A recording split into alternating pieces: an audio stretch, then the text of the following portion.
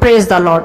सभी विश्वासी भाई बहनों को प्रभु यीशु मसीह में मेरा प्यार भरा नमस्कार।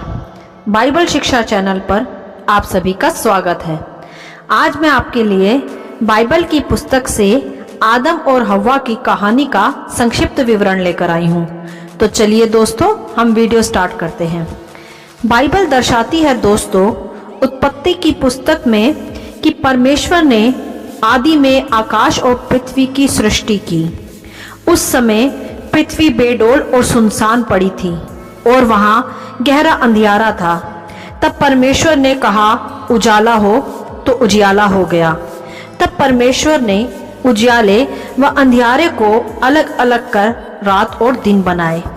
फिर परमेश्वर आकाश के नीचे इसी प्रकार बहुत से पशु तथा पक्षी बनाए तथा जल में रहने वाले जीव जंतु भी परमेश्वर ने वहां बनाए। इसी प्रकार परमेश्वर ने पेड़ पौधे तथा वनस्पति की भी रचना की। दोस्तों, यह सब काम परमेश्वर ने 5 दिन में समाप्त किया तथा फिर परमेश्वर ने देखा कि सब अच्छा है। तब परमेश्वर ने देखा कि इस सृष्टि पर अधिकार रखने के लिए भी कोई होना चाहिए। तब परमेश्वर ने 6ठे दिन मनुष्य की रचना की। परमेश्वर ने पहले मनुष्य आदम को मिट्टी से बनाया तथा फिर उसके नथनों में परमेश्वर ने जीवन का श्वास फूंका, जिससे आदम एक जीवित प्राणी हो गया। तथा परमेश्वर ने आदम को अपने समानता तथा स्वरूप में बनाया। यह सब काम करके परमेश्वर ने फिर 7वें दिन विश्राम किया। फिर आगे हम देखते हैं दोस्तों, तब परमेश्वर ने आदम के लिए पूर्व की ओर अदन की वाटिका लगाई और फिर वहां आदम को जिसने उसे रचा था रखा। और वहां यहोवा ने भांति भांति के वृक्ष तथा पेड़ पौधे जिसके फल खाने में अच्छे थे उस वाटिका में लगा दिए। और परमेश्वर ने उस वाटिका में जीवन के वृक्ष को और भले बुरे के ज्ञान के वृक्ष को भी लगाया तथा उस वाटिका को सींचने के लिए एक महानदी अदन से निकलती थी, जो कि 4 धाराओं में बटी थी। वहां आदम को कोई मेहनत नहीं करनी पड़ती थी, अर्थात वाटिका खुद ब खुद ही सींचती रहती थी। तब आगे हम देखते हैं दोस्तों, तब परमेश्वर ने आदम को लेकर अदन की वाटिका में रखा तथा उसके देखरेख का जिम्मा उसे दे दिया एज ए सुपरवाइजर। दोस्तों, और यहोवा ने आदम को यह आज्ञा दी कि तू वाटिका के सब फल खाना, परंतु भले या बुरे के ज्ञान का जो वृक्ष है उसका फल ना खाना, क्योंकि यदि तू उसे खाएगा तो तू मर जाएगा।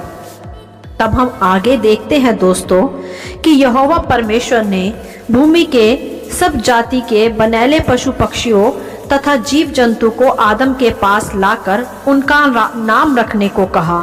तथा फिर आदम ने जिस जिस का जो नाम रखा दोस्तों, वही उनका नाम हो गया। तब यहोवा ने देखा कि इनमें से कोई भी आदम की मैच का नहीं। तब यहोवा ने उसका एक सहायक बनाने के विषय में निर्णय लिया। तब यहोवा परमेश्वर ने आदम को भारी नींद में डाल दिया दोस्तों। तथा फिर परमेश्वर ने आदम की पसली निकाली तथा उसकी जगह मांस भर दिया। तथा फिर उस पसली से परमेश्वर ने नारी की रचना की। तब परमेश्वर ने देखा कि वह उत्तम है और आदम की सहायक बनने के योग्य है। तब आदम ने कहा कि यह मेरे मांस में की मांस तथा हड्डी में की हड्डी है, इसलिए इसका नाम हव्वा है। इस प्रकार उसका नाम हव्वा पड़ा। तब परमेश्वर ने उन्हें आशीष दी तथा एक तन बने रहने की फिर आज्ञा दी। तब आगे हम देखते हैं दोस्तों कि यहोवा परमेश्वर ने जितने बनैले पशु बनाए थे उनमें से एक सबसे धूर्त सांप था। तब जब आदम और हव्वा उस वाटिका में रहने लगे तथा वह आनंद से जीवन जीने लगे, तब एक दिन वह धूर्त सांप वहां आया तथा हव्वा से कहने लगा कि क्या यह सत्य है कि परमेश्वर ने तुम्हें सभी फल खाने की आज्ञा दी है? तब हव्वा ने सांप से कहा, हाँ, हम सभी फल खा सकते हैं सिवाय भले बुरे ज्ञान के वृक्ष के फल के, क्योंकि परमेश्वर ने कहा है कि यदि हम उसे खाएंगे तो हम मर जाएंगे। इस पर उस सांप ने कहा, नहीं, ऐसा नहीं है, तुम इसे खाकर नहीं मरोगे, वरन परमेश्वर आप जानता है कि जब तुम इसे खाओगे तो तुम परमेश्वर के तुल्य हो जाओगे।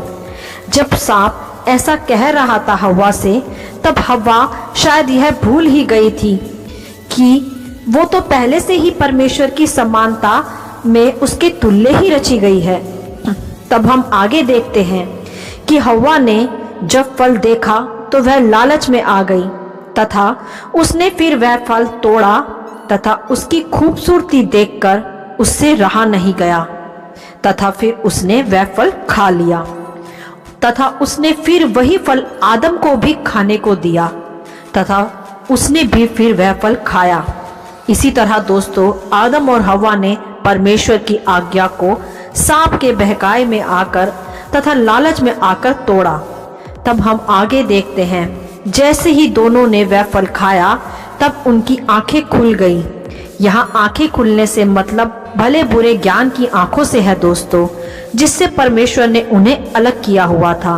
उन्हें किसी प्रकार की कोई चिंता ना थी, ना ही उन्हें कोई बुद्धि इस्तेमाल करने की जरूरत थी। सब कुछ पहले से ही परमेश्वर ने स्वयं ही प्रबंध किया हुआ था। बस उन्हें वहां आनंद से रहने की जरूरत थी, जो कि परमेश्वर की आज्ञा तोड़ने के कारण उनसे छिन गया। तब हम देखते हैं दोस्तों, जब उनकी आंखें खुली तब उन्होंने देखा कि वह नंगे हैं। तब वह एक पेड़ के पीछे शर्म के कारण छुप गए। पहले भी वह नग्न ही थे दोस्तों, परंतु तब उन्हें इस बात की समझ व चिंता नहीं थी। तब हम आगे देखते हैं दोस्तों, जब सांझ हुई तब परमेश्वर आदम से मिलने वहां आए। दोस्तों, बाइबल दर्शाती है कि परमेश्वर दिन के ठंडे समय आदम से मिलने वहां आया करते थे। तो उस दिन वह वहां आए तथा उन्होंने आदम को पुकारा तथा कहा, हे आदम, तू कहाँ है? तब आदम ने कहा कि परमेश्वर, मैं तेरा शब्द सुनकर डर गया हूँ तथा छिप गया हूँ, क्योंकि मैं नंगा हूँ। तब परमेश्वर ने उससे पूछा कि तुझे यह कैसे ज्ञान हुआ कि तू नंगा है? क्या तूने भले और बुरे ज्ञान के वृक्ष का फल खा लिया? तब आदम ने कहा, जी मैंने वह फल खाया, परंतु जो स्त्री तूने मुझे दी थी इसने ही मुझे वह फल खिलाया। यहाँ समझने की बात यह है दोस्तों कि यहाँ आदम ने अपनी गलती स्वीकार नहीं की तथा दोष की भावना से भरकर कहने लगा कि जो स्त्री हव्वा तूने मुझे दी थी उसी ने यह फल मुझे खिलाया। यदि दोस्तों वहाँ आदम ईमानदारी से बिना दोष लगाए अपनी गलती मान लेता तो परमेश्वर उसे पूर्णतः क्षमा भी करते, क्योंकि परमेश्वर बहुत ही दयालु और करुणा निधान है। परंतु उसने ऐसा ना करके दोष के साथ उसका वर्णन किया। आगे हम देखते हैं, फिर परमेश्वर ने हव्वा से पूछा कि तूने ऐसा क्यों किया? तब उसने भी सांप पर इल्जाम लगाते हुए ऐसा ही कहा जैसा आदम ने कहा था। जो गलती आदम ने की वही फिर हव्वा ने दोहराई। तब परमेश्वर ने सर्प से कहा कि तूने जो यह पाप किया है, इसलिए तू सब बनैले पशुओं से अधिक शापित है तथा जीवन भर तू अपने पेट के बल चलेगा तथा मैं तेरे और इस स्त्री के वंश के बीच में बैर उत्पन्न करूंगा। वह तेरे सिर को कुचल डालेगा तथा तू उसकी एड़ी को डसेगा। तब परमेश्वर ने उस स्त्री हव्वा से कहा, तूने जो यह अपराध किया है, इसलिए मैं तेरे गर्भवती होने की और प्रजनन करने की पीड़ा को बढ़ाऊंगा और तेरी लालसा सदा तेरे पति की ओर लगी रहेगी तथा वह तुझ पर प्रभुता रखेगा। इसीलिए दोस्तों, स्त्री का गर्भवती होना तथा जन्म देना पीड़ा से भरा हुआ होता है तथा वह अपने पति की ही अधीनता में है।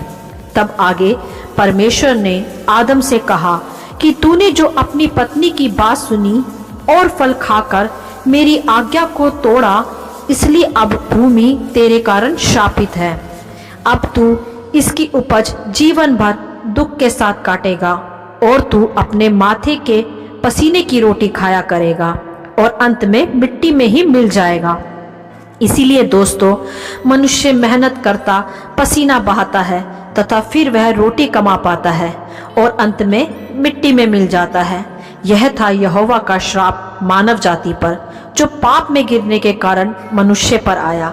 अन्यथा पहले तो परमेश्वर ने आदम को अदन की वाटिका में केवल आनंद के रहने के लिए रचा था तथा सब पशु पक्षियों पर उसे अधिकार भी दिया था।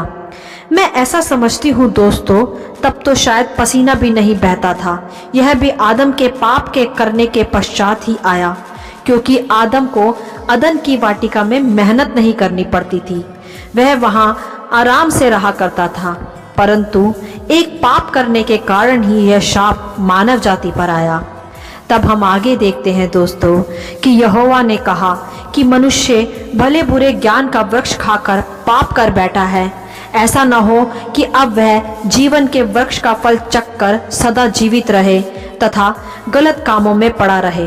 तब परमेश्वर ने आदम को अदन की वाटिका से बाहर निकाल दिया तथा फिर जीवन के वृक्ष के चारों ओर आग की सी तलवारों का पहरा लगा दिया तथा फिर यहोवा ने आदम और उसकी पत्नी को चमड़े के अंगरखे भी पहनाए दोस्तों, जिससे वह लजाते ना फिरे। तब भी परमेश्वर उनसे प्रेम करता था दोस्तों। तब परमेश्वर ने फिर उनसे कहा कि जाओ, प्रजनन के साथ पृथ्वी भर में फैल जाओ तथा फूलो फलो। ऐसा आशीष यहोवा ने फिर आदम और हव्वा को दिया।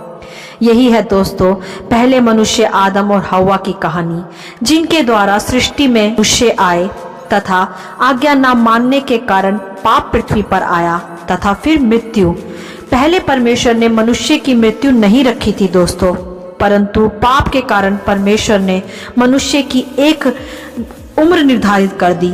तो दोस्तों हमें ध्यान रखना चाहिए कि हम भी अब कोई पाप ना करें, और यदि हमसे जाने अनजाने में कोई पाप हो भी जाए तो हमें उसे ईमानदारी से परमेश्वर के सामने मान लेना चाहिए तथा फिर वह हमें क्षमा करता है, क्योंकि वह दयालु है। इस प्रकार हम परमेश्वर की सभी आशीषें प्राप्त कर पाते हैं जो परमेश्वर ने मनुष्य के लिए जीवन की उत्पत्ति से ही रखी थी। हालेलुया। आशा करती हूँ इस कहानी का संक्षिप्त विवरण आप सभी को समझ में आया होगा। परमेश्वर आपको अपनी पवित्र आत्मा की भरपूरी से भरता रहे। आप इसे दूसरों के साथ भी बांट सकते हैं, क्योंकि हमारे प्रभु यीशु मसीह की यही इच्छा है। आमीन and God bless you all.